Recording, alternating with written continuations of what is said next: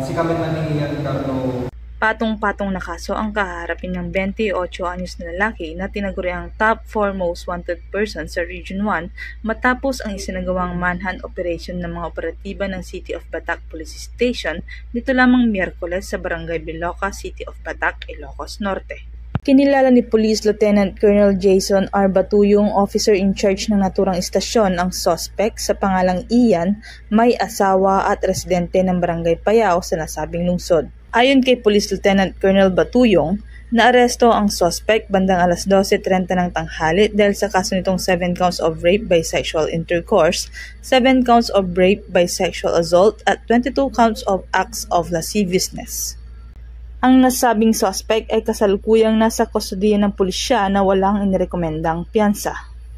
Mga kababayan natin dito sa Batac City, Ilocos Norte, sinisiguro po ng inyong kapulisan na ginagampanan namin ang aming tungkulin na naayon sa batas. Makakaasa po kayo na lalo pa naming pag-iigihin ng aming operasyon, mga programa at aktibidad para mapanatili ang peace and order dito sa ating lugar.